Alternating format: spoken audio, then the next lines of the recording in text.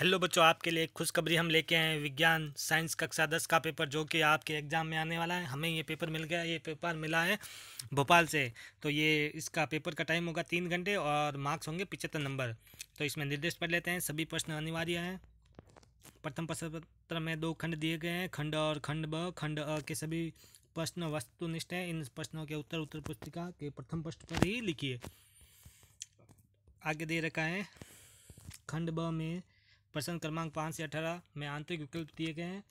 चौथा में दे रखा है जहाँ उससे को स्वच्छ नामांकित चित्र बनाइए। और पांचवा दे रखा है प्रत्येक प्रश्न के लिए आवंटित अंक उसके सम्मुख अंकित हैं। चलिए शुरू करते हैं। पहला प्रश्न है जो कि खंड वस्तुनिष्ठ यानी कि ऑब्जेक्टिव है। ठीक है, तो इसका पहला है खाली स्थान भरिए। पहला है निकट स्थिति दोष के निवारण में प्रयुक्त होता है। दूसरा है विद्युत विभव का ऐसा ही मात्रक है। ग्रह लाल रंग का दिखाई देता है। सांद्रित गैस को वायु की अनुपस्थिति में गर्म करना कहलाता है। पॉलीथीन का बहुलक है। तो ये ऑब्जेक्टिव है। यहाँ पे खाली स्थान पे आपको भरना है। आप पहले सोचिए कि आपको इसका आंसर आता कि नहीं आता, वरना हम वीडियो के एंड में इन प्रश्न के सारों के उत्तर आपको बताएंगे। ठीक है,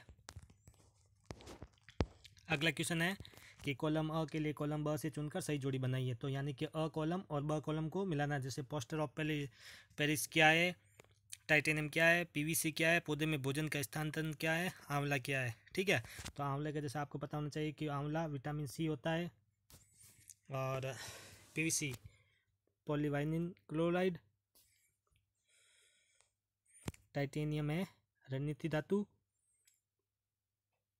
और पौधों में भोजन का स्थानांतरण CaSO4, और पौधों में भोजन का स्थानांतरण फ्लोएम। ठीक है, अगला क्वेश्चन है सही विकल्प चुनिए। ओजोन परत नहीं आने देती। सही आंसर है इसका पराबैंगनी किरण। अगला क्वेश्चन है बॉक्साइट किसका अयस्क है। तो आपको पता होना चाहिए बॉक्साइट एल्यूमिनियम का अयस्क है। अगला क्वेश्चन है विद्युत धारा उत्पन्न करने की युक्ति को कहते हैं। इसका सही आंसर है जनित्र। और फिर है कोशिका का पावर हाउस कहलाता है। तो इसका सही आंसर है माइटोकॉन्ड्रिया।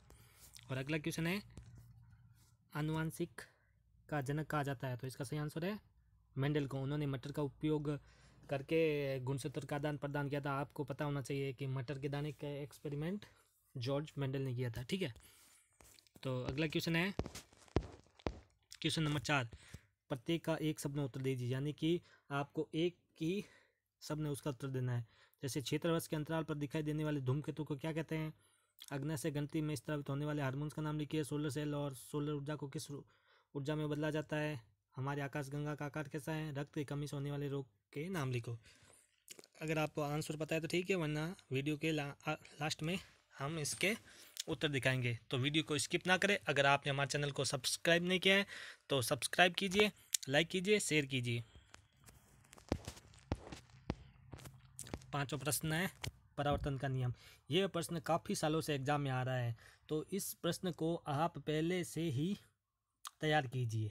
कहीं ना कहीं आपको ये आपके एग्ज़ाम को पास करने के लिए, अच्छे मार्क्स का लाने के लिए ये टॉपिक साबित होगा। ठीक है, तो परावर्तन का नियम किसे कहते हैं और इसके अर्थों में दे रखा है। तारे टिमटिमाते हुए प्रतीत क्यों होते हैं। ठीक है, क्योंकि वो हमारे पृथ्वी से बहुत ज़्यादा दूर होते हैं, इसलिए हमें टिमटिमाते हुए दिखाई देते हैं। अगला क्वेश्चन है फ्लेमिंगो के बाएं हाथ का नियम समझाइए। सरल धारा और प्रत्यावर्ती धारा में दो अंतर लिखिए। अगला क्वेश्चन है निम्नलिखित यौगिकों में से किन्हीं दो के अणुसूत्र IUPAC नाम लिखिए। Ethyl alcohol, acetic acid, formaldehyde, acetone. अगला क्वेश्चन है सूर्य में ऊर्जा उत्पत्ति का कारण लिखिए। तारों और ग्रह में दो अंतर लिखिए। और ये लघु उत्तरणीय प्रश्न यानी कि शॉर्ट आंसर टाइप क्वेश्चन है, जिसमें पहला है 50 सेंटीमीटर फोकस दूरी वाले उत्तल लेंस तथा उत्तल लेंस की क्षमता कितनी होगी। अगला है वर्णक्रम क्या है। प्रिज्म से श्वेत प्रकाश के विक्षेपण का चित्र बनाइए तथा पर्दे पर प्राप्त होने वाले विभिन्न रंगों की किरणों की स्थिति प्रदर्शित कीजिए। अगला क्वेश्चन है विद्युत रासायनिक सेल का नामांकित चित्र बनाकर इसकी संरचना समझाइए या फेराडे के विद्युत अपघटन के नियम लिखिए। श्रृंखला अभिक्रिया से क्या तात्पर्य, चित्र सहित समझाइए।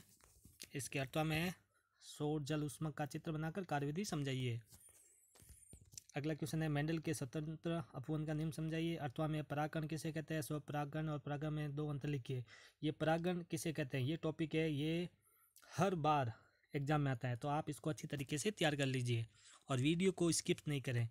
अगर स्किप किया तो शायद आपको ये सोचना पड़ जाए कि आपने अगर ये वीडियो पूरा देखा होता तो आपके अच्छे मार्क्स आते।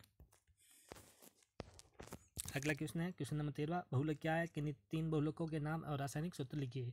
इसके अर्थवा में प्रयोगशाला में एसिटिक अम्ल बनाने की शीघ्र सिरका विधि को चित्र द्वारा समझाइए। फिर है दीर्घ उत्तरीय प्रश्न यानी कि लॉन्ग आंसर टाइप। तो पहला इसका 14 क्वेश्चन है, रासायनिक अभिक्रिया की दर को प्रभावित करने वाले कारकों को विस्तार से समझाइए। इसके अर्थवा में उष्माक्षेपी या उष्माशोषी अभिक्रिया को उदाहरण सहित समझाइए या लिखिए। अगला क्वेश्चन है 15, ऑक्सीशोषण और अनऑक्सीशोषण में 5 अंतर लिखिए। इसके अर्थवा में मानव में पाई जाने वाली 5 पाचक ग्रंथियों के नाम है, उनमें पाए जाने वाले एक एक पाचक रस का नाम लिखिए। क्वेश्चन नंबर 16 है, धमनी और शिरा में 5 अंतर लिखिए। मनुष्य के अथवा में मनुष्य के उत्सर्जन तंत्र का नामांकित चित्र बनाइए और वक्र के अतिरिक्त अन्य उत्सर्जन अंगों के नाम लिखिए। दोस्तों आपको पता होना चाहिए मनुष्य के उत्सर्जन तंत्र का क्वेश्चन हर बार हर साल आता है, तो आप इसको अच्छी तरीके से याद कर लीजिए। ये तो आपके 100% आएगा और पूरे के पूरे मार्क्स दिलाएगा। क्वेश्चन 16 है, लोहे के निष्कर्ष में प्रयुक्त होने वाली वात्या भट्टी का नामांकित चित्र बनाइए, उसमें होने वाले रासायनिक समीकरण लिखिए। इसी प्रकार जैसे लोहे के निष्कर्षण में प्रयुक्त होने वाली भट्टी का चित्र, वैसे कि वैसे आप एल्यूमिनियम के निष्कर्षण में प्रयुक्त होने वाली भट्टी का भी याद कर लीजिए। इन दोनों में से एक क्वेश्चन 100% एग्जाम में आएगा।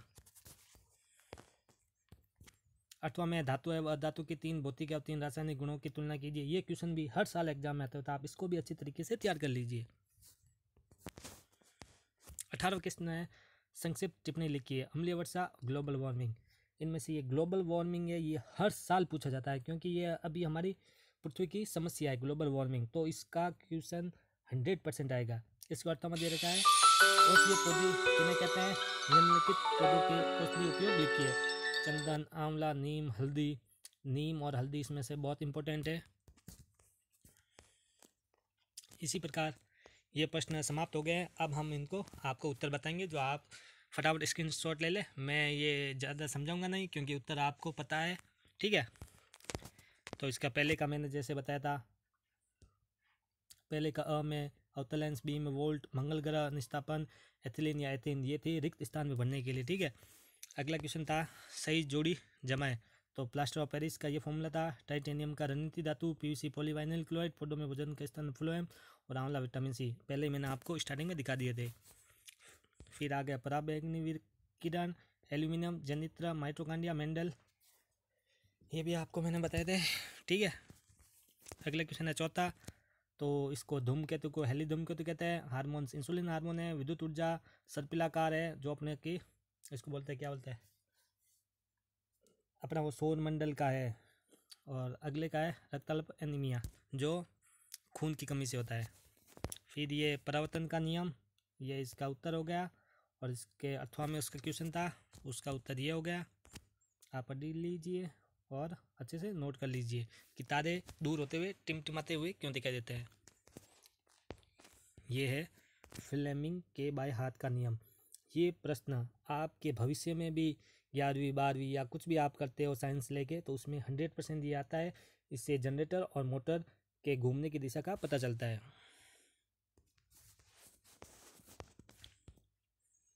ये था सरल धारा और प्रत्यावर्ती धारा में अंतर। 7वें क्वेश्चन का आंसर ये है।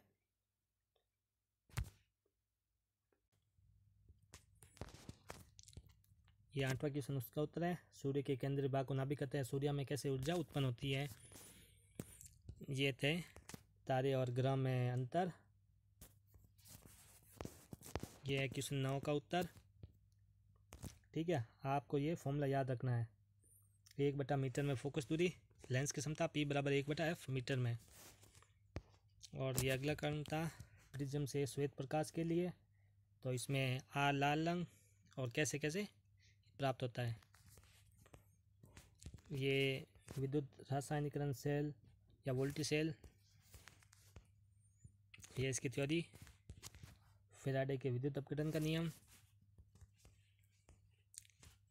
श्रृंखला अभिक्रिया, जो कि आपने सुना होगा परमाणु भट्टी, मतलब परमाणु या अभिक्रिया से कैसे ऊर्जा बनती है, इलेक्ट्रिसिटी, उसके बारे में बताया गया है इसमें।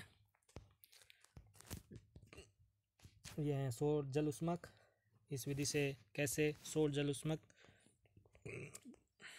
ये है मेंडल के स्वतंत्र का अपूर्ण का नियम। परागकण, स्वपरागकण और परागकण में अंतर। ये बहुलक यानी पॉलीमर। ये एसिटिक अम्ल बनाने की शीघ्र सिरका विधि। रासायनिक अभिक्रिया की दर को प्रभावित करने वाले कारण, ये हर साल पूछे जाते हैं, तो इसको आप अच्छे से ही याद कर लें। ये ऊष्माक्षेपी अभिक्रिया, ऊष्माशोषी अभिक्रिया। ऑक्सीशोषण और अनऑक्सीशोषण में अंतर। धमनी और शिरा में अंतर। मनुष्य के उत्सर्जित तंत्र हर साल पूछा जाता है, तो आपको इसका ये डायग्राम अच्छे से याद करना है।